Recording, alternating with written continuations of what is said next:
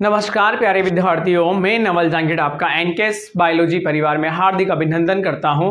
मैं आपको पढ़ा रहा हूं लैब असिस्टेंट की बायोलॉजी। यहां हम टू द पॉइंट एनसीईआरटी की वो लाइनें कवर कर रहे हैं जहां से एग्जाम में क्वेश्चन आ सकते हैं। सो प्लीज़ आप लोग इस वीडियो को ज़्यादा से ज़्यादा शेयर कीजिए और चैनल को सब्सक्राइब कीजिए और वीडियो को लाइक कीजिए। हम इसी सीरीज में आगे पढ़ रहे हैं। हमारा एनवायरमेंटल स्टडीज पर्यावरण अध्ययन पार्ट 1 में पढ़ा चुका हूँ, पार्ट 2 हम पढ़ेंगे। चलिए स्टार्ट करते हैं यहाँ पार्ट 2 से।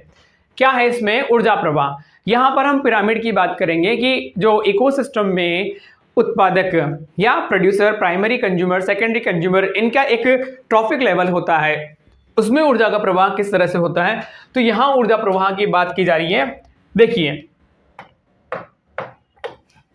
ऊर्जा का प्रवाह गहरे समुद्र के जल तापीय परितंत्र को छोड़कर पृथ्वी पर सभी पारिस्थितिकी तंत्रों के लिए एकमात्र ऊर्जा स्रोत सूर्य है। ये इंपॉर्टेंट लाइन है, यहां से एग्जाम में क्वेश्चन आ सकता है। सब जानते हैं कि हमारी पृथ्वी पर केवल सूर्य ही ऊर्जा का स्रोत है, लेकिन ऐसा नहीं है। डीप ओशियन में, गहरे समुद्रों में जहां सन की लाइट नहीं पहुंचती, वहां एनर्जी का सोर्स क्या है? वहां पर पृथ्वी के अंदर जब पानी है, वहां से ज्वालामुखी निकलते हैं। उन ज्वालामुखी को हम गर्म झरने बोलते हैं और वहां से हाइड्रोजन सल्फाइड निकलती है और वहां के जो बैक्टीरिया हैं उसको यूज करके एनर्जी का फॉर्म बनाते हैं। तो H2S का हाइड्रोजन सल्फाइड को यूज करते हैं क्योंकि उन झरनों से निकलती है सल्फेट SO4-2। तो इस तरह से यहां पर गहरे समुद्रों की बात कर रहे हैं कि गहरे समुद्रों के जल तापीय परितंत्र को छोड़कर पृथ्वी पर सभी जगह पारिस्थितिकी तंत्र के लिए सूर्य एकमात्र क्या है? ऊर्जा का स्रोत है। तो इस लाइन को आप याद रखना, ये इंपॉर्टेंट लाइन है। चलिए भाई आगे बढ़ते हैं। आपतित सौर विकिरणों का 50% से भी कम प्रकाश संश्लेषणात्मक सक्रिय विकिरण के रूप में प्रयुक्त होता है। सही है, सनलाइट जो आ रही है केवल उसका 1 से 2% ही प्लांट प्रकाश संश्लेषण के लिए यूज करते हैं। हम जानते हैं कि पादप व प्रकाश संश्लेषण सक्षम जीवाणु सूर्य की वितरित ऊर्जा को सरल अकार्बनिक पदार्थों से आहार तैयार करने के लिए लगाते हैं। पादप केवल 2 से 10% प्रकाश संश्लेषणात्मक सक्रिय विकिरण का ग्रहण करते हैं। कितना करते हैं बेटा? केवल 2 से 10%। और यही आंशिक मात्रा की ऊर्जा संपूर्ण विश्व का संपोषण करती है। अतः यह जानना अत्यंत महत्वपूर्ण है कि पादपों द्वारा संग्रहण की गई सौर ऊर्जा एक पारिस्थितिकी तंत्र के विभिन्न जीवों के माध्यम से किस प्रकार प्रभावित होती हैं और पृथ्वी के सभी जीव आहार के लिए प्रत्यक्ष और अप्रत्यक्ष रूप से किस पर? उत्पादकों पर निर्भर होते हैं। किस पर? उत्पादकों पर निर्भर होते हैं। किसके लिए? ऊर्जा के लिए। ऊर्जा प्रवाह। खाद्य श्रृंखला में ऊर्जा प्रवाह ऊष्मागति के 2 नियमों पर आधारित है। पहला नियम क्या है? प्रथम नियम, ऊर्जा को ना तो निर्माण होता है और ना ही नष्ट किया जा सकता है, बल्कि एक अवस्था से दूसरी अवस्था में क्या करते हैं हम? परिवर्तित या रूपांतरित किया जाता है। द्वितीय नियम, एक जीव से दूसरे जीव में ऊर्जा स्थानांतरण में उपापचय गतिविधियों द्वारा कुछ ऊर्जा उष्मा के रूप में क्या होती है? क्षय होती है। मतलब कोई ऑर्गेनिज्म है जिसके पास में सनलाइट जो आई है, प्लांट तो केवल 1 से 2% एनर्जी को यूज कर रहे हैं, तो वो प्रोड्यूसर से अब प्राथमिक कंज्यूमर के पास में 90% एनर्जी तो नष्ट हो जाती है, 10% एनर्जी प्राइमरी कंज्यूमर के पास जाती है। प्राइमरी कंज्यूमर से फिर द्वितीय कंज्यूमर के पास में भी अगेन 90% तो लॉस हो जाएगी और 10% क्या होगी? ट्रांसफर होगी। इस तरह से 10% ऊर्जा ट्रांसफर होती है। पारिस्थितिकी तंत्र की शब्दावली में हरे पादपों को उत्पादक कहा जाता है। क्या कहा जाता है? उत्पादक कहा जाता है। स्थलीय पारिस्थितिकी तंत्र में शाकीय व काष्ठीय पादप प्रमुख उत्पादक हैं। इस प्रकार विभिन्न प्रजातियां जैसे पादप प्लवक, काई, शैवाल, बड़े पादप जलीय परितंत्र की या प्राथमिक उत्पादक होते हैं। जो प्रकाश संश्लेषण करते हैं वो सब प्राथमिक उत्पादक होते हैं। आपने खाद्य श्रृंखला तथा जालों, सिंगल खाद्य श्रृंखला यदि लाइन वाइज जाती है तो इसे हम बोलते हैं खाद्य श्रृंखला। अब खाद्य श्रृंखला में ब्रांचिंग आ जाती है तो इसे हम बोलते हैं खाद्य जाल। में पढ़ा होगा कि प्रकृति में विद्यमान है पादप, उत्पादक से प्रारंभ होकर खाद्य श्रृंखला या जाल इस प्रकार बने होते हैं कि प्रत्येक प्राणी जो एक पादप से आहार ग्रहण करता है, प्रत्येक प्राणी जो पादपों से आहार ग्रहण करता है या अन्य प्राणियों पर निर्भर करता है और बदले में वह किसी अन्य के लिए आहार बनता है। इस परस्पर अंतर्निर्भरता के कारण श्रृंखला जाल की संरचना होती है या रचना होती है। किसी भी जीव द्वारा ग्रहण की गई ऊर्जा सदियों के लिए संचित नहीं रहती। उत्पादक द्वारा आबद्ध की गई ऊर्जा या तो उपभोक्ता द्वारा भंज दी जाती है, मतलब यूज की जाती है, या वह जीव मृत हो जाता है तो एक जीव की मृत्यु अपृत खाद्य श्रृंखला या जाल की शुरुआत करती है। जैसे कि प्रोड्यूसर को प्राइमरी कंज्यूमर ने खाया, अब कंज्यूमर को सेकेंडरी कंज्यूमर खाता, लेकिन उससे पहले वो क्या होगा, डेड हो गया, तो माइक्रो ऑर्गेनिज्म से क्या करेंगे, डिग्रेड कर देंगे। यहां पर ये फूड चेन है, एक सिंगल फूड चेन। यहां पर हमारे पास में ग्रास है जो सनलाइट की प्रेजेंस में फोटोसिंथेसिस से क्या हो रही, ग्रो हो रही है। इसको ग्रास ओवर खा रहा है प्राइमरी कंज्यूमर। अब इसको कौन खा रहा है, सेकेंडरी कंज्यूमर, जैसे कि यहाँ पर ब्लू बर्ड। देन इसको कौन खा रहा है, टर्शियरी कंज्यूमर, स्नैक। और इसको कौन खा रहा है, टॉप कंज्यूमर, जिसको हम ऑल बोल रहे हैं। एंड देन यहाँ पर ये इसको डीकम्पोज किया जा रहा है माइक्रो ऑर्गेनिज्म के थ्रू, और डीकम्पोजिशन से क्या बन रहा है, मिनरल्स बन रहे हैं, न्यूट्रिएंट बन रहे हैं, जिनको यूज किया जा रहा है किससे, प्रोड्यूसर के थ्रू। तो ये क्या है हमारे पास में, फूड चेन। बहुत सारी फूड चेन मिलकर क्या बनती है, फूड वेब बनाती है। खाद्य श्रृंखला मिलकर क्या बनाती है, खाद्य जाल बनाती हैं। सभी जीव अपनी आहार आवश्यकता के लिए प्रत्यक्ष या अप्रत्यक्ष रूप से पादप पर निर्भर करते हैं, अतः उन्हें उपभोक्ता तथा परपोषिता भी कहा जाता है, जो किस पर, उत्पादकों पर निर्भर हैं। और यदि वे उत्पादक या पादपों से आहार पूर्ति करते हैं तब उन्हें प्राथमिक उपभोक्ता कहा जाता है। और अगर एक पशु दूसरे पशु को खाता है तो उसे क्या बोलते हैं हम, द्वितीयक उपभोक्ता, सेकेंडरी कंज्यूमर। ठीक उसी प्रकार से आप तृतीयक उपभोक्ता को भी सोच सकते हैं, हो सकते हैं भाई। निश्चित ही प्राथमिक उपभोक्ता शाकाहारी व पर शाका भक्षी भी हो सकता है। शाकाहारी तो होगा ही सही ना, क्योंकि वो किसको लेगा, उत्पादक को, प्लांट को।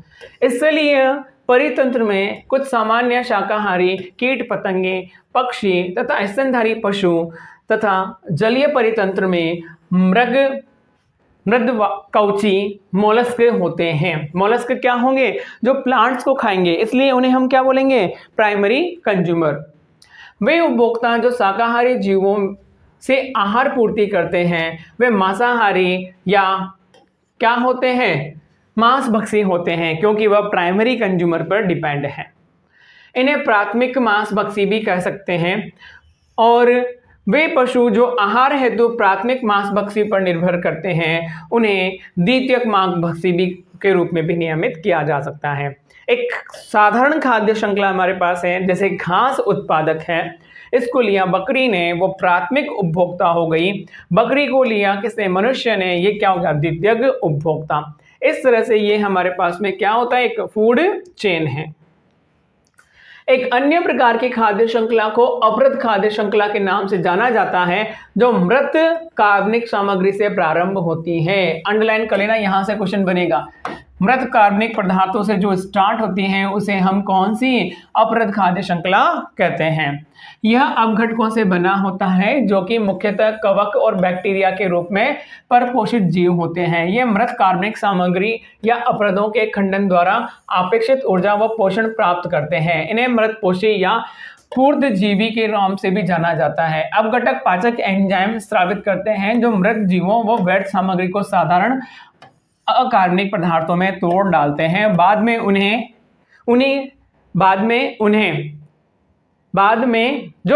उन्हीं के द्वारा अवशोषित कर लिए जाते हैं। किसके थ्रू, माइक्रो ऑर्गेनिज्म के थ्रू। जलीय परितंत्र में चारण खाद्य श्रृंखला ऊर्जा प्रवाह का महत्वपूर्ण साधन है। याद रखना, ये इंपॉर्टेंट है। चारण खाद्य श्रृंखला कहां पर, जलीय परितंत्र में। इसके विरुद्ध स्थलीय परितंत्र में जीएफसी की तुलना में अपृत खाद्य श्रृंखला द्वारा कहीं अधिक ऊर्जा प्रभावित होती है। ये इंपॉर्टेंट लाइनें याद रखना। ग्राजिंग फूड चेन, जीएफसी की फुल फॉर्म क्या होती है? ग्राजिंग फूड चेन की तुलना में अपृत खाद्य श्रृंखला द्वारा कहीं अधिक ऊर्जा क्या होती है? प्रवाहित होती है। जलीय परितंत्र में चारण खाद्य श्रृंखला याद रखनी है आपको, ऊर्जा प्रवाह करती है। इसके विरुद्ध स्थलीय परितंत्र में जीएफसी ग्रासिंग फूड चेन की तुलना में अपृत खाद्य श्रृंखला द्वारा अधिक ऊर्जा प्रवाहित होती है।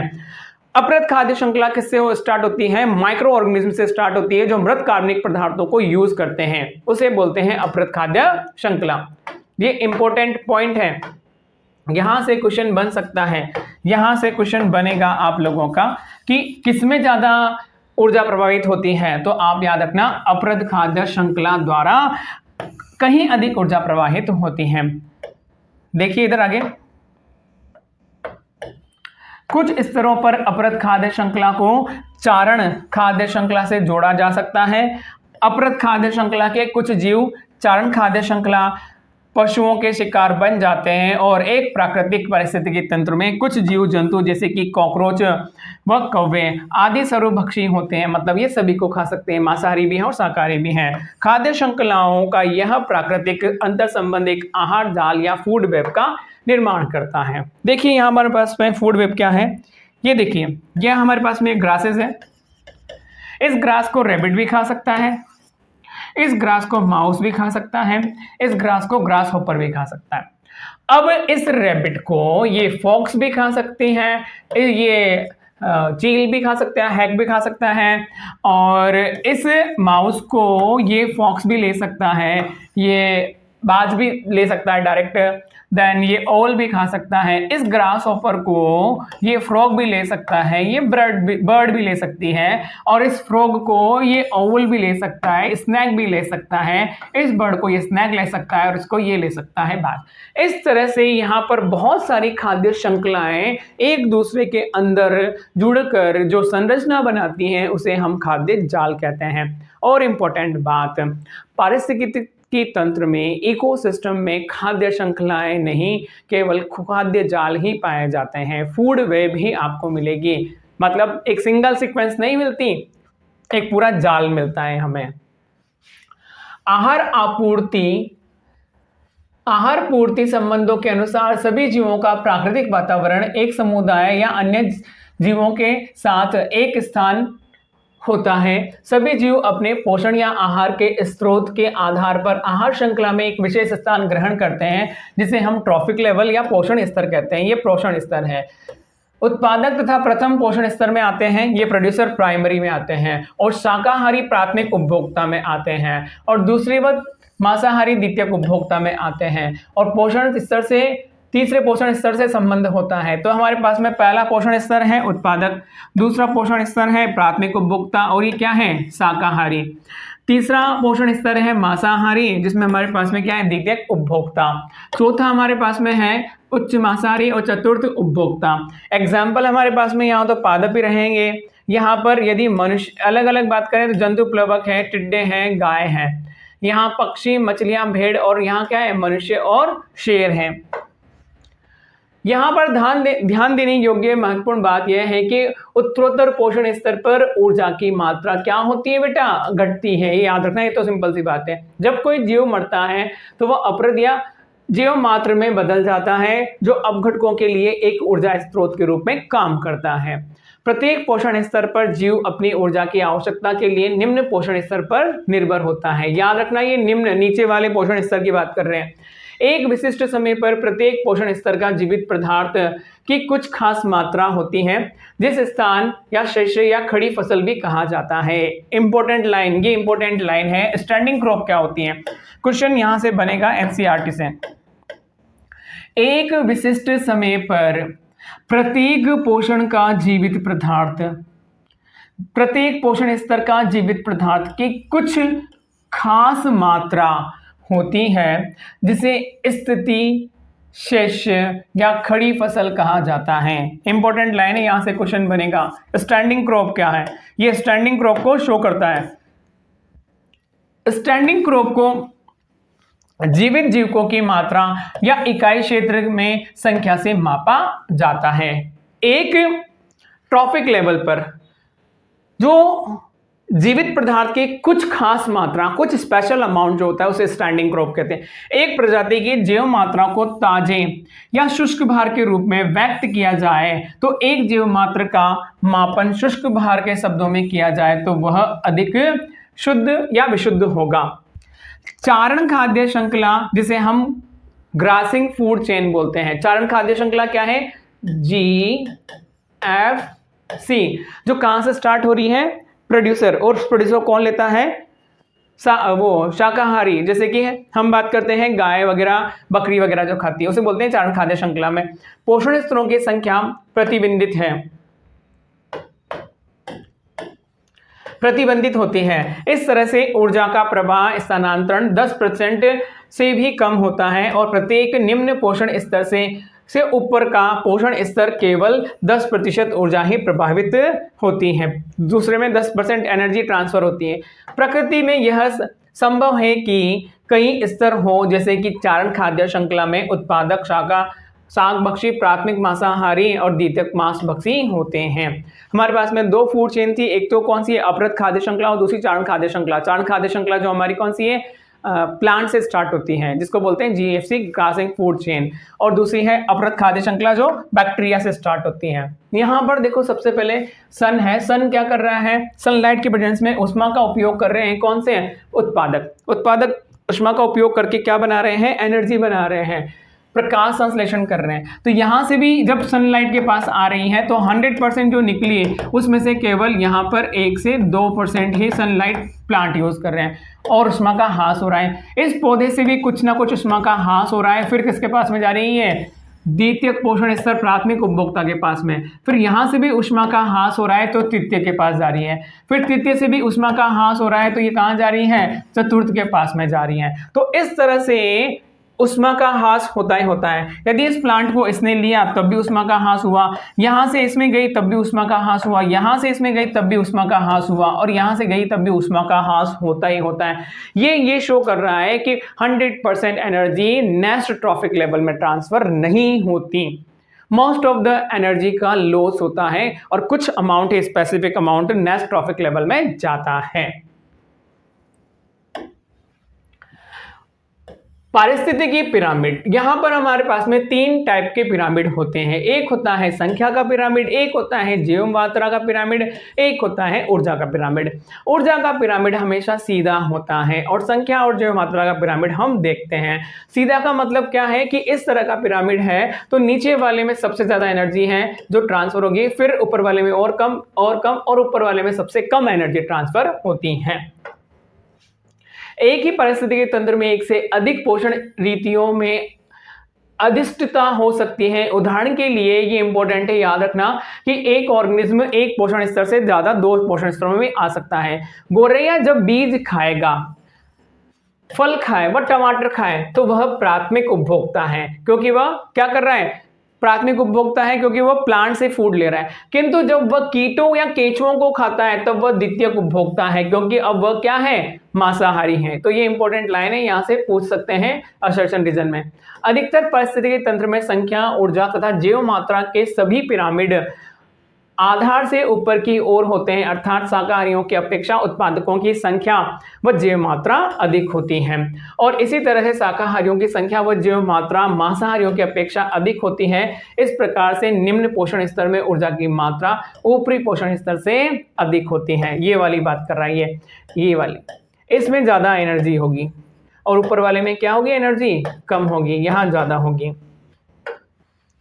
अब हमारे पास में एक घास के मैदान में पारिस्थितिकी तंत्र का पिरामिड लगभग 6 मिलियन पादपों के उत्पादक पर आधारित है। यह सीधा पिरामिड है। किसका पिरामिड है ये है हमारे पास संख्या का पिरामिड है। प्राथमिक उत्पादकों की संख्या यहाँ ज्यादा है, फिर प्राथमिक उपभोक्ताओं की उनसे कम है, फिर द्वितीयक उपभोक्ताओं की और कम है, तृतीयक उपभोक्ताओं की फिर और क्या है? कम है। पोषण स्तर है, यहाँ बेस्ट पॉपुलेशन है, पॉपुलेशन दिया हुआ है। यहाँ पर 3 मेंबर है, यहाँ पर आप लोगों के 3,54,000 है, यहाँ पर कितने आप लोगों के 70,08,000 के आसपास है, और यहाँ पर कितने हमारे पास में 58,42,000 है। तो धीरे धीरे हम जो जा रहे हैं ऊपर, नीचे से ऊपर की ओर, तो ऑर्गेनिज्म के नंबर क्या हो रहे हैं? कम होते जा रहे हैं। ये पिरामिड कैसा है? सीधा पिरामिड है संख्या का। दूसरा पिरामिड हम बात करते हैं किसका है, जीवभार का। नीचे वाले जो प्रोड्यूसर है उनका नंबर ज्यादा है तो उनका जीवभार भी क्या है, ज्यादा है। कितना है, 809। फिर प्राथमिक उपभोक्ताओं का जीवभार कितना है, 37। और यहाँ पर द्वितीय उपभोक्ताओं का कितना है, 11 किलोग्राम मीटर स्क्वायर। और टॉप का तो और कम है, कितना, 1.5। इस तरह से ऊपर जीवभार का पिरामिड भी हमें क्या मिलता है, सीधा मिलता है। अब हमारे पास में ये प्राथमिक उपभोक्ता और उत्पादक। जैव मात्रा का उल्टा पिरामिड प्राणी प्लवक के व्यापक खड़ी फसल को समर्पित पादप प्लवक की छोटी सी खड़ी फसल, स्टैंडिंग क्रॉप का, जो यहां पर किसका है बेटा, ये प्राणी प्लवक मतलब जल में ये खड़ी फसल की बात कर रहा है। तो उसका अमाउंट यहां कितना दिया हुआ है, 4 and 21। तो इसका तो क्या है, कम है, इसका और ज्यादा है। ये उल्टा पिरामिड है। ये क्या है बेटा, उल्टा पिरामिड। जैव मात्रा का पिरामिड प्राणी प्लवक की व्यापक। ये इंपॉर्टेंट है कि कौन सा पिरामिड उल्टा होता है। देन यहां पर अगेन आप लोगों को आदर्श पिरामिड दिया हुआ है पारिस्थितिकी तंत्र में, उत्पादक, प्राथमिक उपभोक्ता और द्वितीय उपभोक्ता, तृतीय उपभोक्ता। ये है सूर्य से आने वाली ऊर्जा ट्रांसफर होने का। सन से मान लीजिए हमारे पास में कितनी, सूर्य की धूप में जो है वो कितनी है, यहाँ पर 1 लाख के किलो जूल है। अब 1 लाख का यहाँ पर 1% ट्रांसफर होगा तो हमारे पास में आएगा 10%, और ऊपर जाएगा फिर 10%, फिर 10%, 10%। तो आप लोगों को यहाँ 1 लाख का वहाँ आपको 10,000 करना है, 10,000 का अगेन आप लोगों को यहाँ पर 1,000 करना है, 1,000 से 100, 100 से 10। यहाँ जो हो रहा है वो 10% का ट्रांसफर और 90% का लॉस है। और यहां से यहां जो जा रही है वो 1 से 2% जाती हैं। ये याद रखना, ये इंपॉर्टेंट है। ये क्वेश्चन देगा तो ये ध्यान रखना है यहाँ पे। देखिए ये इंपॉर्टेंट है। यहां से क्या इंपॉर्टेंट है, देखिए समुद्र में जैव मात्रा के पिरामिड भी प्राय उल्टे होते हैं। समुद्र में जो जैव मात्रा के जो पिरामिड है ना वो क्या होते हैं, उल्टे होते हैं, क्योंकि वे मछलियों के जैव मात्रा पादप प्लवक को जैव मात्रा से बहुत अधिक होती है। क्योंकि मछलियों की जैव मात्रा पादप प्लवकों से क्या है, बहुत ज्यादा है। पादप प्लवक कहाँ होते हैं, नीचे। तो ये पिरामिड इस तरह का होता है। ऊपर क्या होगी, मछलियां, तो इनका जैव भार क्या है, ज्यादा है। तो ये इंपॉर्टेंट लाइन है, यहाँ से क्वेश्चन बनता है। आप लोग याद रखना प्लीज, ये एनसीईआरटी की लाइन है, यहाँ से क्वेश्चन बन सकता है, यहाँ से क्वेश्चन बन सकता है। ये क्वेश्चन इंपॉर्टेंट लाइन है, ठीक है। एक तो पेड़ों में संख्या का पिरामिड उल्टा होता है, पेड़ की संख्या का पिरामिड हम बोल सकते हैं। समुद्र में जैव मात्रा का पिरामिड भी उल्टा होता है। दूसरा भी याद रखना कि ऊर्जा के पिरामिड सदैव क्या होते हैं, खड़े होते हैं। ये कभी उल्टे नहीं हो सकते हैं, क्योंकि ऊर्जा जो ट्रांसफर होती है वो एक पोषण स्तर से दूसरे पोषण स्तर में जाती है, तो हर बार ऊर्जा का क्या होता है, लॉस होता है। अब इस चीज को समझना, ये क्या बोल रहा है, किसी विशेष समय पर अवस्था या प्रति इकाई क्षेत्र में वार्षिक ऊर्जा का द्योतक है। यद्यपि पारिस्थितिकी पिरामिड कुछ खास सीमाएं हैं। अब इंपॉर्टेंट, इकोलॉजिकल पिरामिड की कुछ खास सीमाएं लिमिटेशन है। जैसे कि पिरामिड में ऐसी जातियों का समावेश भी होता है जो 2 या 2 से अधिक भोजन स्तरों से संबंधित हो सकती हैं। इससे एक साधारण आहार श्रृंखला बनती है जो कि प्रकृति में विद्यमान नहीं होती। प्रकृति में क्या विद्यमान नहीं होती, प्रकृति में कोई भी आहार श्रृंखला, प्रकृति में कोई भी आहार श्रृंखला विद्यमान नहीं होती। प्रकृति में तो खाद्य जाल विद्यमान होते हैं, इसमें आहार जाल का समावेश नहीं होता। इंपॉर्टेंट लाइन है कि इकोलॉजिकल पिरामिड में आहार जाल नहीं होते और पारिस्थितिकी तंत्र में एक प्रमुख भूमिका निभाने के अतिरिक्त मृत जीवियों को पारिस्थितिकी पिरामिड में कोई स्थान भी नहीं प्राप्त है। इंपॉर्टेंट लाइन, जो माइक्रो ऑर्गेनिज्म है, मृत जीवों को पारिस्थितिकी तंत्र पिरामिड में कोई स्थान प्राप्त नहीं है। ये भी इंपॉर्टेंट लाइन है। यहाँ तक अपना ये टॉपिक कंप्लीट हुआ। आगे हम इसको कंटिन्यू करेंगे नेक्स्ट पार्ट के साथ में। तो आपको जो भी डाउट हो आप मुझे कमेंट करके बता सकते हैं। Thank you so much.